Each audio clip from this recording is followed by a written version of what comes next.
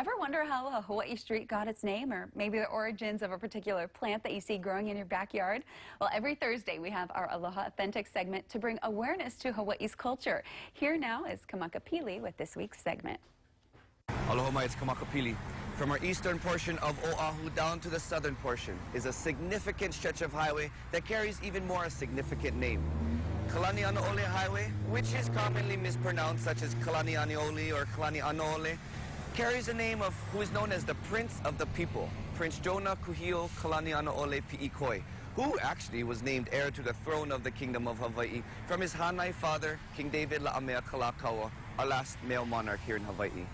Now, during the lifespan of Prince Kuhio, he had experienced the very lows, from being imprisoned after trying to get his auntie, Queen Liliuokalani, back on the throne after being illegally overthrown, to being very successful as the second U.S. Congress delegate from Hawaii, during which consecutive 10 terms totaling 20 years have done so much for his people. For example, coming up to what we know today as the Hawaiian Homelands or Hawaiian Homestead.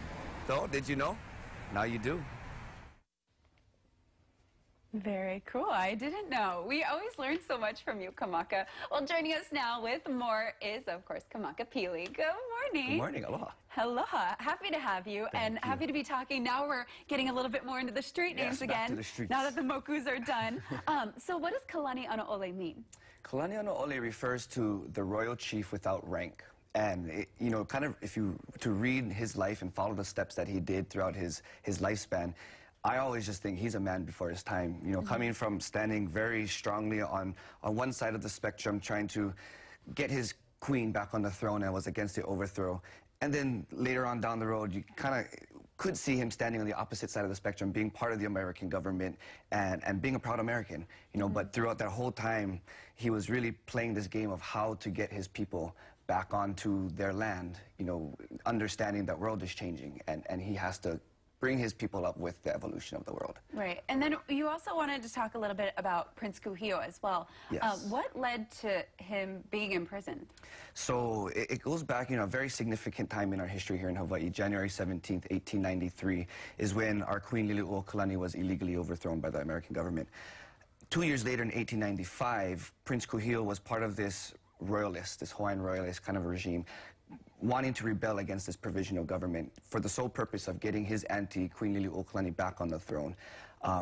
But through all of that, they were unsuccessful in their endeavors, and starting with the Battle of Diamond Head, and a few days later getting pushed back in the Battle of Manoa, or in Manoa Valley, they were unsuccessful, and that's where he became arrested, and he was imprisoned there for a year. Well, because of that, he was in prison for a year. Right. And then in your video, you also mentioned, we were talking about the Hawaiian Homes Commission Act, or what we now know as today as the Hawaiian Homelands. What was the point then of creating that?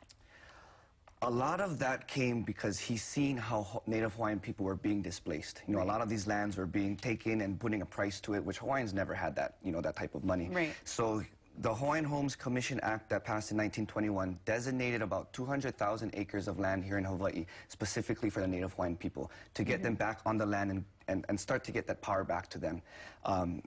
If we look at it today, you know, I think it's 50% blood quantum that you need to have to claim Hawaiian homelands. But an interesting fact is Prince Kuhio never wanted to have a blood quantum percentage.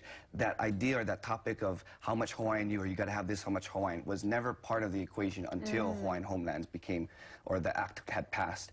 He actually didn't want nothing, but the American government said that you had to put something on. So his first initial proposal was 1/16 blood quantum to claim Hawaiian homelands. That didn't pass, so that's how we have 50% Hawaiian today. Very interesting. And then also going back to, you know, the fact that, you know, having to purchase land and land ownership wasn't really a concept. I think that's so cool how it all ties into mokus, because, you know, each different ahupua'a and each different moku, they all had their different resources. And so Hawaiians, they shared, you know, everything was really, they worked together. And so they having to, you know, now own land, such a foreign concept. Such a whole, exactly, something brand new for them, for us. Well, very cool. Well, thank you so much for tying all of this together and for teaching us more. It goes back to my Hawaiian study days at University of Hawaii, but hey, it's even more in-depth, and I'm learning so much from you. So thank you so much for joining us. Mahalo nui. Okay, what are we talking next week? Next week, we're going to continue. There's some street names that we have that are named after ahupua'a, so we can kind of balance it out. So next week, we'll be talking about